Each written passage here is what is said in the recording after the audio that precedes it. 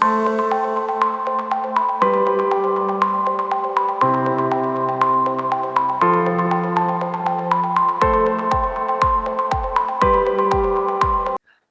to Digital Disruptions Dialogues, where we will explore the technologies transforming how organizations, governments, and society operate. Today's conversation focuses on artificial intelligence and its growing impact on present-day society. AI is no longer a future concept. It is influencing decisions, reshaping the workforce, and redefining how people interact with businesses and public institutions. In this episode, we'll examine what the shift really means, where the opportunities and risks intersect, and how leaders can navigate an AI-driven world with both innovation and responsibility. Joining me again today to unpack this is Chris Beckford, our President and CEO of VTrans Services. Hi, Chris. How are you doing? Hi. So let's go ahead and get right into it. So first, to kind of set the scene for our conversation, are you able to give our listeners a brief overview of AI's rapid acceleration over the past few years? Sure. I think the past few years we've seen the use of AI. In the past, we've seen rudimentary, some of the things that AI is able to do in society, automated phone calls, those type of things. But now I think we're seeing a lot more capabilities from AI over the past few years, especially since the advertisement and enablement of Chat GPT. I think if you ask babies that are just born, what is Chat GPT, they'll probably know what it is. They won't understand the full power of it, but they'll know what it is because everybody's using it at a minimum. Yep, that is definitely true. So in this podcast, we normally talk about technological disruptors, especially in our business, but let's talk about how AI is also a societal disruptor. So would you like to elaborate on that? Yes, I think, and we'll probably get into this a little bit later in some more details, but I think, um, we had the Industrial Revolution. I think AI for us, it is our Industrial Revolution. It is the time when everything changes. It's the time when we build, we rebuild, we enable, we reduced, we make things more efficient. This is our generation's industrial revolution. And AI is going to change everything. And when I say everything, I mean everything from the way we live, the way we work, the way we interface, the type of jobs that we have, the jobs and the careers that are being selected, livelihoods of people. AI will definitely change that. And it'll change it in many, many ways. From a society perspective, just jobs alone. Um, uh, there was in the last couple of years, we've seen that the increase in fast food places, for example, Walmart's, other large organizations who normally hire a lot of low skill people to perform tasks, whether that's cashiers, those are uh, food servers. Now we see that they're being replaced. If we go to someplace as simple as grocery stores, we notice that it's the machines, it's self-service, a lot less, if any, type of service providers that are standing there helping you. It's pretty much self-service, and it's all being driven by AI. When you get your reminders from your doctor, or you call your doctor to set up an appointment, chances are it's an AI that's greeting you. And after that AI greets you, then they'll basically send you down a path, whether it's press one to speak to this department, two to speak to this other department, or speak to a human, um, a human being. But AI has inserted itself everywhere, to include war fighting. Um, it is everywhere, and this is only the beginning. AI has definitely been a hot topic of conversation the past few years, especially now that it's getting bigger and bigger and people are using it more, like you said, in everything and everywhere. But why does this conversation matter more now than ever? Like I said earlier, this is this generation's industrial revolution, and we're at the beginning. So this is the Mhm. time to start planning smartly, start making smart decisions, because everything will be um, bound, or in some cases limited by AI. So why is that important? For example, a family. Um, if families with kids in school, chances are kids are using AI, using that machine, using that smart code, um, will change the way kids interface, the way they study, the way they work, the jobs that are available for them upon graduation, how they prepare for the workforce, and what's going to be available to them. And it also helps them with their decision making, as far as choices in college, or should they go to college. Um, those are some of the impacts that I see that are coming. Mhm. And when people hear AI today, what do you think they most misunderstand about its current capabilities and limitations? I think a lot of people misunderstand that um, there's no emotion to it. There is um, uh, it's programmable. It's executing a set of code. It may be smart. However, the type of AI or the LLMs, the large language model, the way it reacts, the way it interacts, is going to be based on how it was created, how it was coded, how it was Mhm. developed. So there may be bias embedded inside the AI, because chances are how it learned and what it learned from, if it's biased, regardless, the tool will be biased. All right, now let's talk about AI in everyday life. It has gone from almost being invisible to inescapable. So, could you explain how AI is embedded in daily experiences of society, which you kind of already went through and said how when we call our doctor's offices, but are there other examples that kind of come to mind? I think um, every every iPhone user has, I think, some form of Apple Intelligence now. Um, at least that's what it's being called. Um, Microsoft users have, I believe it's Copilot, Right. um, and uh, on a, and some people, I guess they would have Copilot and they've never used it. But I guess now is a good time to start, because, for example, you get an email and you want to respond to that email. You can literally take the content of that email and ask Copilot to draft you a response based on previous emails and the subject matter. There's also one of the big changes that are happening, especially for um, content creators, remote workers, executives. Um, uh, for the last 5 or 6 years, a lot of people have been using personal assistants, and they've been hiring people to be their personal assistants.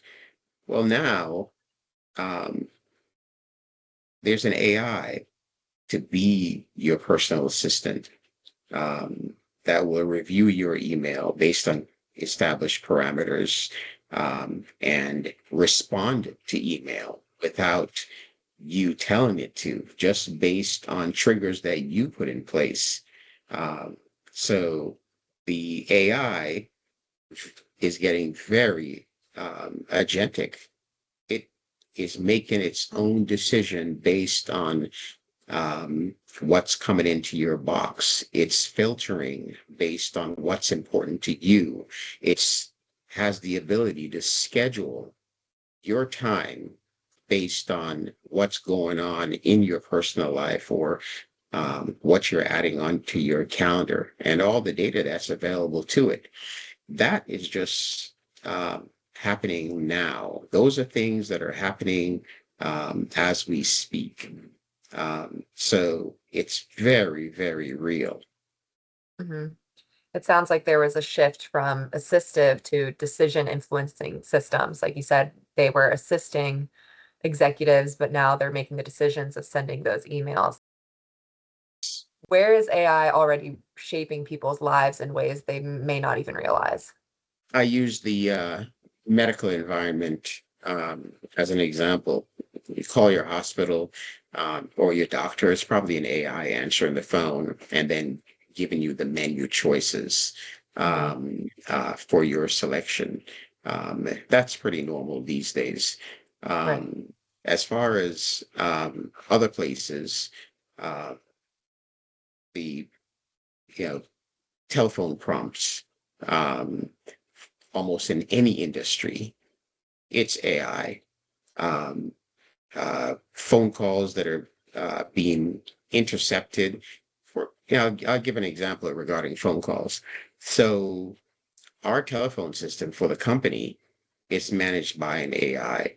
So uh, individual will call, the calls will be routed, and now we have the ability to actually, um, based on the subject matter of the call, um, the phone call is actually routed to the right person without even the need for prompting. So it's asking a simple question, you know, why are you calling? And then based on that, it's listening to your response. And based on your response, it will route you to the appropriate personnel. That's now everyday accepted um, AI being used. The way we develop software, low code, we have a low code platform called UDPass. That low code platform, um, uh, it's great at workflow management, but that's not good enough. The next step is going to be us integrating uh, uh, an LLM into it. And it may be one of many LLMs uh, based on customer preferences. But those are things that are happening right now. AI as an assistive tool and now a decision influencing system, do you think we are seeing more meaningful productivity gains or just faster ways of doing the same things? Both. I think we're seeing more meaningful productivity, but I also think we're doing things a lot faster. For Mhm. example, if we had to um, uh, generate a response, um, or write a correspondence, write a policy, we would sit down normally. Traditionally, somebody would do a first draft, somebody would then review it, somebody would then provide their insight, their feedback, and then it will probably be approved or disapproved. Well, now the first draft, by leveraging AI, providing some information about the organization, providing some context, your first draft is at the 90% mark. So the need for routing and staffing has been significantly reduced, because if I need to write, for example, I need to write a HR policy for the company, but I don't know, but I want to start from someplace. First, I can, for example, tell the AI that here's what I want to do. I want to write a HR policy for the company and make sure that the policy is reflective of the nature and culture of the company. All I have to do is provide information regarding the organizational culture and information about the organization. And the AI would generate the policy for me. That would be the 90%. Then I'll take the other 10% and then bring in the subject matter experts from HR, marketing, finance to beef it up. Now I have something I can release and that is usable within a matter of hours rather than days or weeks. I know last podcast episode we discussed AI in the workforce, and we have already touched on it in this conversation today, but I'd like to revisit this topic again briefly in this episode as well. So let's go ahead and talk about job displacement versus job transformation. Could you go ahead and elaborate more on this again for our listeners? AI by its nature, um, it's a tool, um, or at the end of the day, it is a tool. Um, and we have people that are doing things that normally it takes a while to analyze. For example, maybe a business analyst or a somebody in the proposal process, we would hire somebody to go through the proposal, extract key information from it, or conduct an analysis of it, summarize it, identify all the labor categories, and, for example, the labor rates based on specific geographical location, and come up with a pricing strategy for the proposal. That would be somebody's full-time job. Now with I can just tell the AI,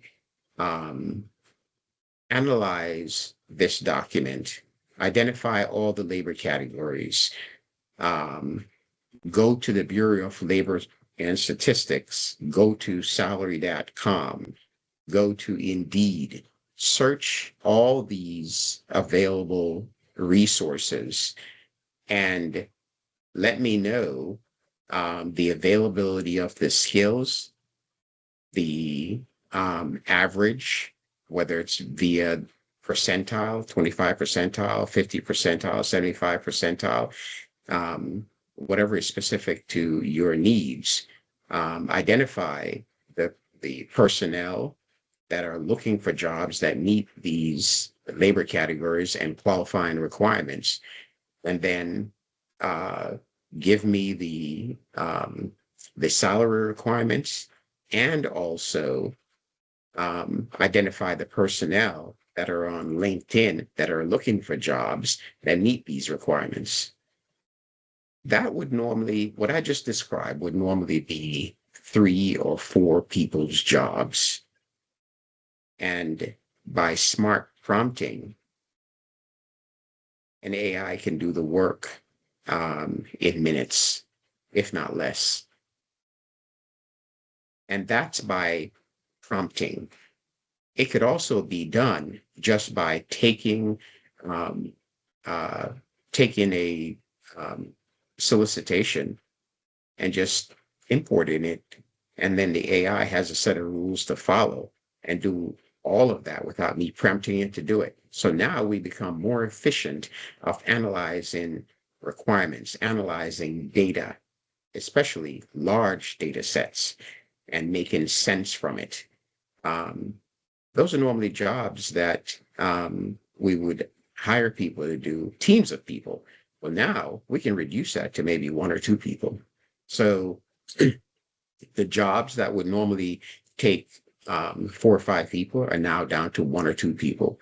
Now, the more powerful the AI, that person now is expected to do a lot more and also the responsibilities that would be assigned to individuals can be scaled across that individual and a few others. So you really don't have to be an expert. You just have to be able to use the tool and know exactly what you want out of it. Those are massive changes that are happening. And in some cases, jobs are being replaced. And in other cases, by people being able to use the AI, their job literally gets transformed into something else. Instead of an analysis or spending time doing the analysis, it's now spending time understanding the requirement to basically develop the criteria necessary to successfully execute. Sounds like people have to start seeing AI as a coworker and not just a tool or a system. They have to. Yeah. It is a coworker, and in some cases, it will definitely be reducing the amount of personnel that are within many companies because it is an assistive tool.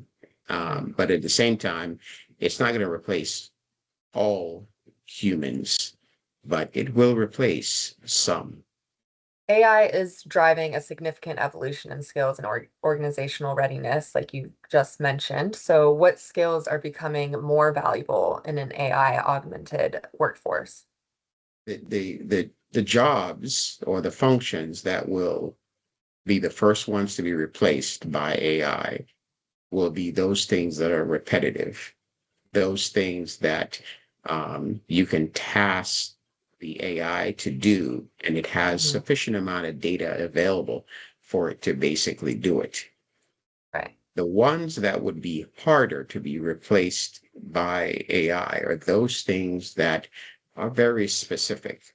AI is not going to replace a plumber, a carpenter, a uh, uh, you know, um, a, a a tour guide anytime soon. Now, the tour guide, that's questionable. However, carpenter, not anytime soon. Plumber, not anytime soon.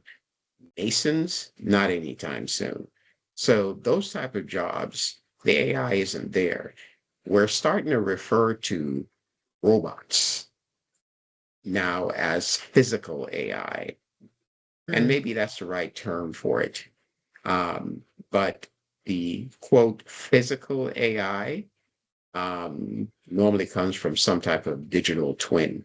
But that physical AI, it will be able to do a lot more. I've seen AI hanging sheetrock and mudding on a house.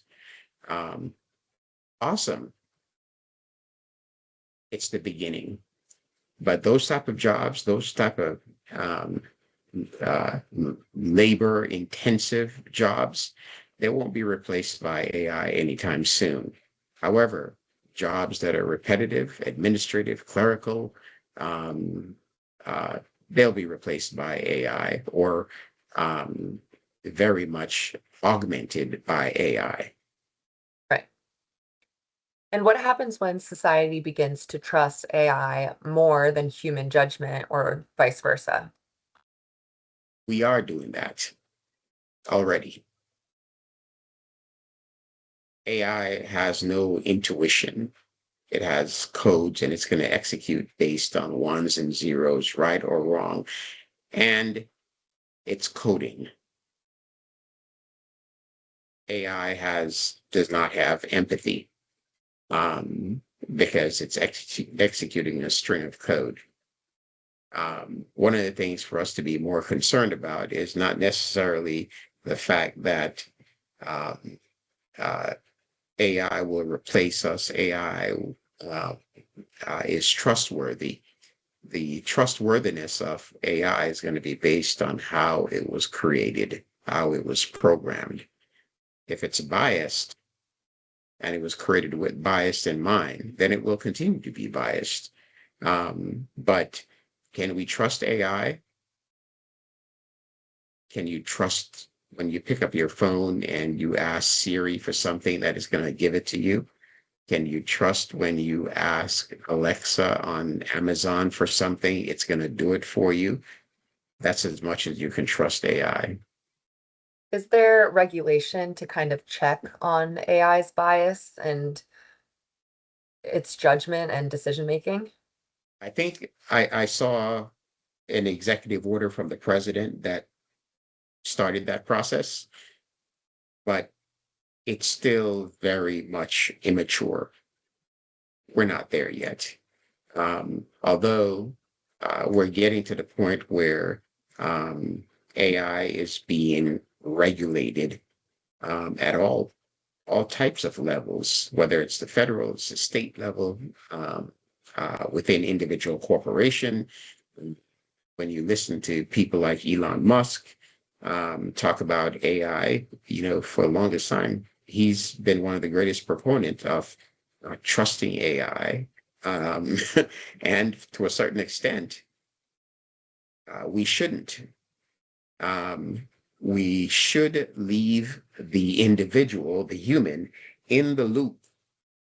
But after a while, the individual will be removed from the loop because the quote self-driving automobiles that are out there, they're driving without human in the loop.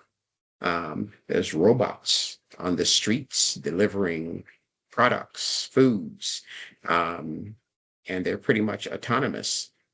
Uh, I was in Japan, and you order your food. It's a robot that brings it to your table now, not a waiter, not a waitress. You don't have to tip the robot. They just bring you your food, you take your food, and you eat it, and you give them the empty plates back. Take the human aspect out of it, reduce the workflows. Can you trust it to a certain extent?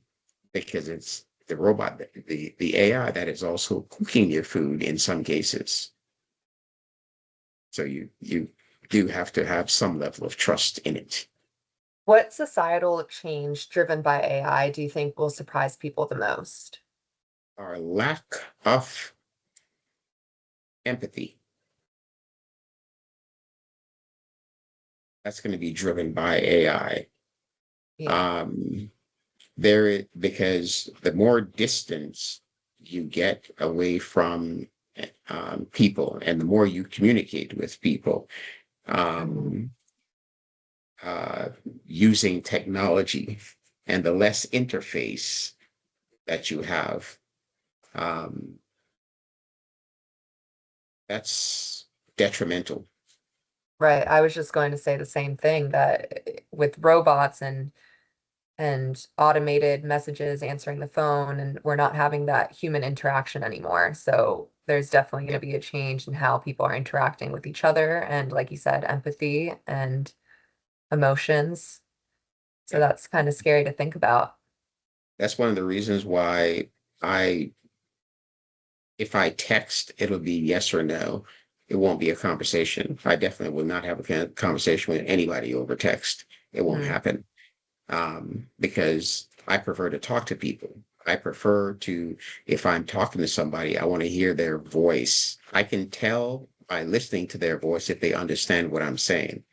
I can also tell by listening to their voice if I am hearing what I want to hear, which is concern, mhm. some you know, remorsefulness, um, fear. Um, you only get that by listening to somebody's voice. Mm. You don't get that by having the delivery automated. And also seeing their faces and Yes. their body language as well, which is something you won't get from a robot. And that is one of the reasons why, at least within E-Trans services, when we have discussions or communication, I want the video on. Right. I don't want to talk to a blank screen. I want to see. the person's face. I want to see their emotions. I want to see their happiness. I want to see their fear. I want to see their concern. Um, because by looking at somebody's face, it will also tell you how you need to adjust what or how you're communicating without, because a lot of that communication is nonverbal. Mm-hmm. You don't get that with a blank screen. And your question regarding the communication um, uh, and AI, for example, we begin that process of the informalities by not turning our screens on. So by the time we get to the point of talking to the robot, we don't even know how to communicate. Yeah, very true. So, what should enterprise leaders be doing today to prepare for AI's next phase? I think it's twofold. Enterprise leaders from, if we look at enterprises and within, let's say, corporate or enterprise from a strategic perspective, how do we prepare for AI? Slowly. It will be coming and it will not stop. But how do we prepare for it? We do it slowly. We make sure that the reasons and the rationale for bringing in AI is justified, Mm-hmm. and AI belongs someplace. It doesn't belong everywhere.